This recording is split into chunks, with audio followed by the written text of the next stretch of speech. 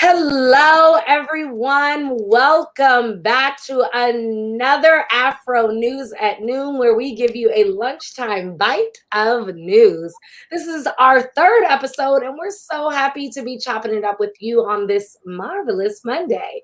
And so, with each episode, we're going to have our editorial team talk about some of the major stories of the week, and we might have some surprises. But this week, we really want to focus on a true American hero. But before we even get into that, I know that this has been our weekly tradition to share a weekend wow. So we won't belabor it because we got some business to take care of today. But Megan, do you want to share anything about your weekend? Yeah, so for my weekend wow, I was fortunate enough to be able to travel with one of my friends from college to her house in Pennsylvania. It's like in the mountains, and it was really pretty and relaxing and nice to kind of just see like all the beautiful fall leaves and it finally feels like fall is coming after that little trip. Nice. Rev, you and Well, your baby grand piano have a good weekend. absolutely. I went to a book signing of one of my friends, Reverend Darren Thompson, this weekend. So that was fun. And also, I sat in the car in the heavy rain and ate a very good hot dog while my great grandson played football in the rain. So, Wow. Wow. That sounds like a great weekend. And shout out to your grandson for pushing through despite the horrible weather. That Saturday rain was like torrential for 2 seconds. It was really bad. So I guess I'll share what I did over the weekend, which was go to my cousin's wedding, which was on Saturday, I should say. And during the big storm, or rather I should say it was right after. So the plan was to have an outdoor wedding. It was at a country club in Virginia. Luckily they had a rain plan. And so they did that. But of course, as soon as the wedding started, the rain ended. But I think it worked out. People were wearing heels and stuff, and so we did the indoor space just so the bride's dress wasn't muddy and we weren't sinking into the ground. But it was a beautiful celebration, and everyone was fully vaccinated, so it took a bit of the stress of the pandemic away for a second. But I think that's a perfect transition into what we're talking about today, which is the life of a groundbreaking American hero, General Colin Powell. He was the first African-American Secretary of State, but he's remembered for so much. And his family took to Facebook today to make the announcement that he had passed this morning, October 18th. But they also wanted to note and ensured that they made known that he was fully vaccinated at the time of his passing. So I know that the vaccination conversation already is twirling and swirling around the Twitterverse, if you will. And we can get into that later. But I first wanted to just make sure that we honored his life with a few facts and information about General Colin Powell. Should I go first or Megan's first? Go ahead, Megan. First. So Powell was born on April 5th, 1937 to Jamaican immigrant parents and raised between Harlem and the South Bronx in New York City. Powell was a member of the ROTC while at City College of New York, but enlisted in the military after graduation and served in Vietnam twice. Questionably or unquestionably, our most unpopular war, the one in Vietnam. But after that, he went to George Washington University and then worked as a White House Fellow in 1972, which began a lifetime of political service. He served on the National Security Council and in other high-ranking positions before becoming the youngest person to be nominated for the Joint Chiefs of Staff in 1989 under President George H.W. Bush. His son, President George W. Bush, appointed Powell as the first Black person to serve as Secretary of State. And that's how most of us know him and remember him. Yes, that was my introduction to the groundbreaking person that he was. But even before his barrier-breaking roles, he was one of the most prominent African Americans for decades. And he was one of the highest ranking Black men prior to the election of President Barack Obama in 2008. Though he became Republican in 1993, Powell shocked the world when he endorsed Obama for president, saying that he felt the Democratic candidate was a transformational figure. And then he went on to endorse him again in 2012. And mind you, Powell always said he was still Republican, even though he was endorsing President Barack Obama, who was Democratic president. Yeah, and I mean, in addition to like his political life, political service, Powell is the founding chair of America's Promise Alliance, the United States' largest cross-sector alliance of government initiatives, community organizations, businesses, and nonprofits. He stepped down from the position in 2001 when he became the Secretary of State and remained active with the organization over the years, as his wife, Alma Powell, has chaired the organization since 2004. Yeah, he served under many, many political leaders, including President George Bush, and as we know, and so President Bush and his predecessor, Madeleine Albright, both released statements on the significance of Powell's life and the magnitude of his passing. We're still waiting. I've been on Twitter stalking Barack Obama for his comments. So President Obama, come on.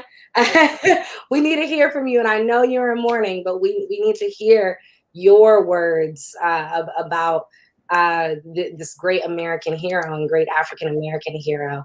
But I want to just share a little bit about of President Bush's words. And he said that many presidents relied on General Powell's counsel and experience, and that he was such a favorite of presidents that he earned the Presidential Medal of Freedom twice. Twice.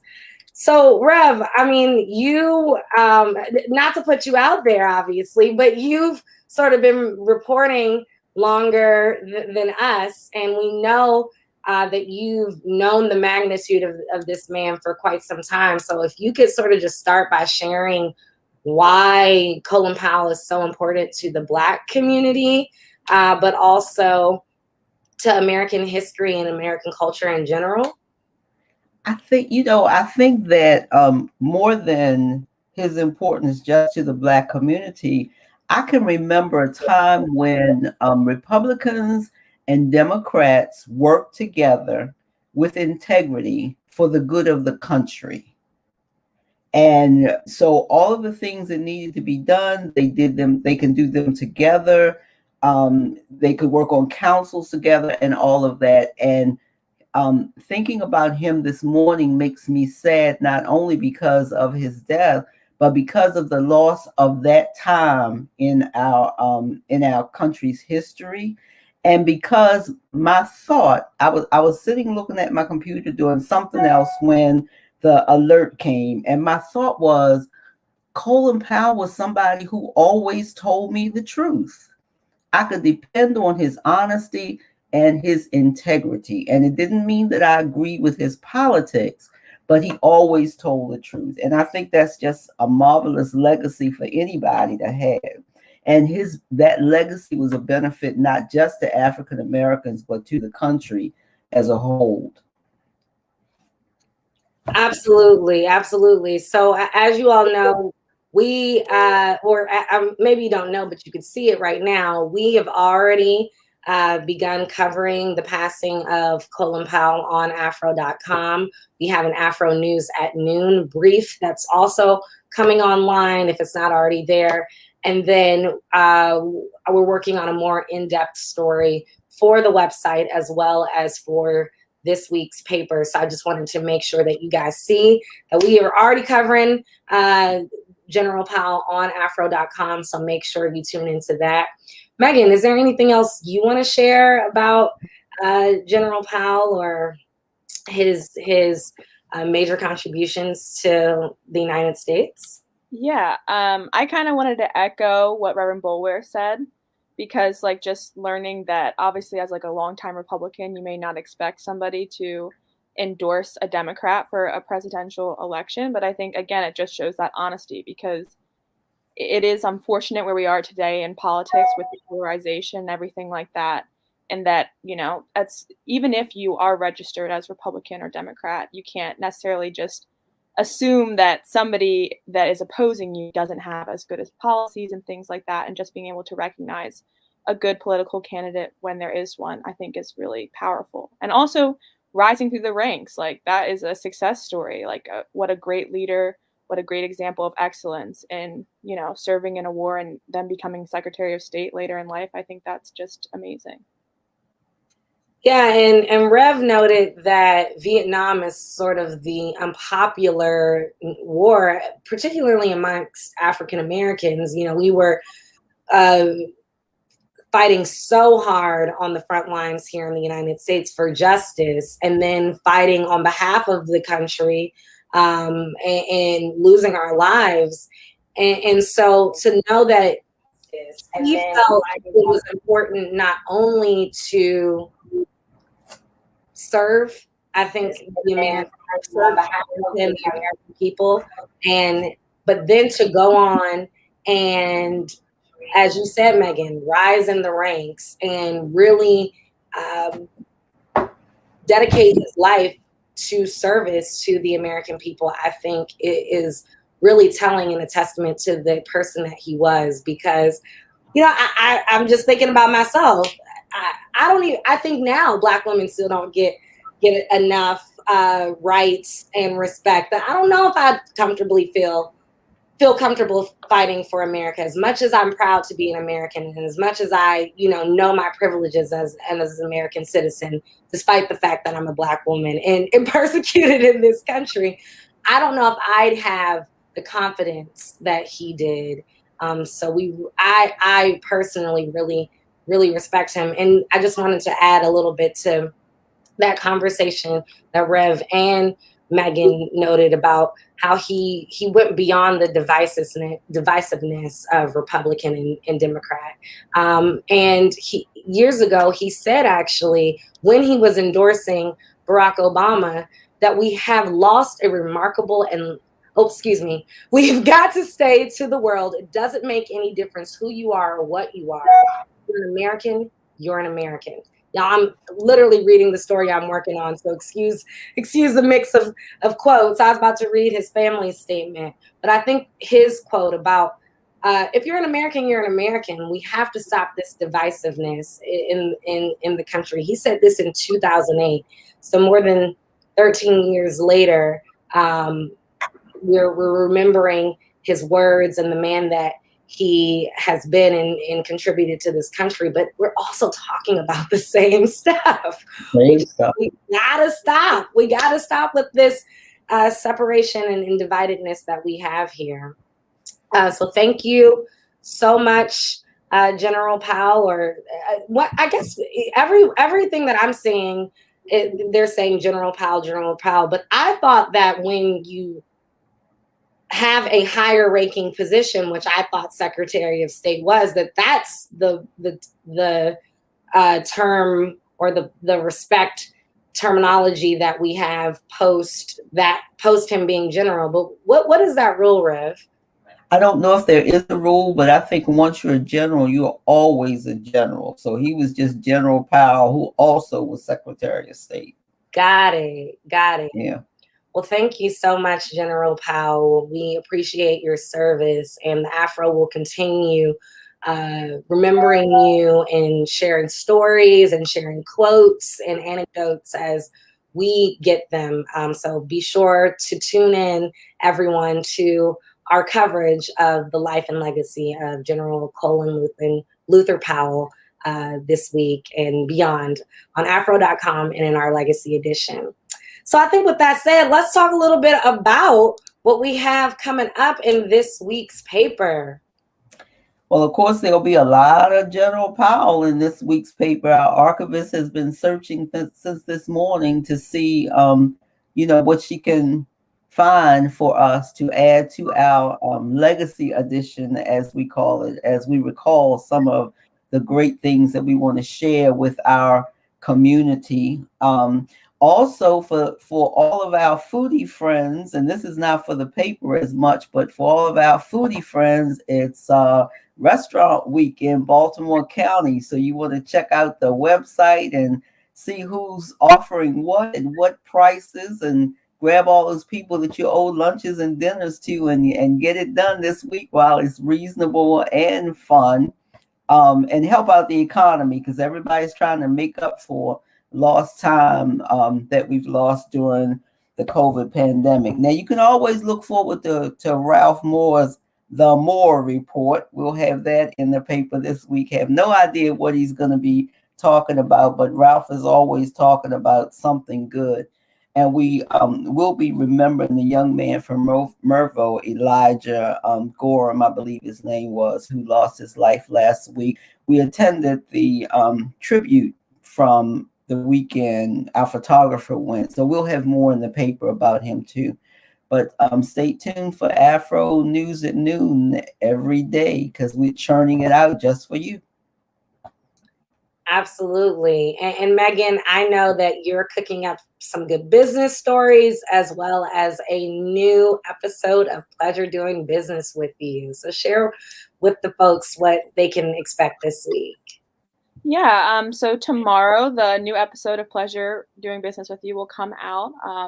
And I actually interviewed, it's crazy, it's supposed to be focusing on young entrepreneurs. And let me tell you, this week's entrepreneur is very young. She's 3 years old. And she has started a cookie business with her mom, and it's a DMV-based business. It was really fun talking with them, and I really respect her. And I asked her during the podcast interview, I said, her name is Ava. And I was like, Ava, have you always wanted to start your own business? And she said, yes, confidently. So I think that she probably has more in store for us in the future, and I'm excited to see that. But besides that, I also have a story coming in about, it's a distillery. It's called Du Nord Social Spirits, and they are the first Black-owned distillery in the U.S., and they actually just engaged in a partnership with Delta Airlines, where Delta will be serving their vodka on all of their domestic flights. So it's a big celebration for them. That is super exciting. So many groundbreaking Black entrepreneurs, and it's really cool to hear about 3-year-old Ava. I know Ava's mom and dad, Simone and Jihad, who are both awesome musicians, very talented vocalists. And I always knew, I went to high school with them. They are true high school sweethearts. And I always knew when they had kids that their children would be just as talented as they are. And I think they would not mind me saying that Ava has already surpassed them. Ava is so amazing and such a just inspiring little kid. I mean, when I hear her share things, she is just so engaging. And so to know that at 3, she already knew that she wanted to be a business owner and potentially have other businesses is just really inspiring. So shout out to Ava. Shout out to Ava, but shout out to Simone and Jihad, who are also just really cool and awesome parents and doing the thing. And I also have a new little boy as well. I think he just turned 1. So Black parents, Wow. Get your kids involved in entrepreneurship early. Good job. Yes. So does anyone want to add anything before we wrap today? I'm good. I think so, yeah. All righty. Well, I think with that said, thank you so much to the viewers for tuning in and all your engagement. We really appreciate it. We can't get this news out without you all taking it in. And so as you all continue to support us, please make sure you follow all of our pages at Afro News and subscribe to become a member at afro.com. And again, as Rev said, tune in every day at noon on afro.com for news stories, as well as every Monday for Afro News at Noon on Facebook and YouTube Live, as well as all of our other Afro programming on Facebook and YouTube Live. We got a lot coming at you this week, so you do not want to miss it. We appreciate you all so much for tuning in, and take care.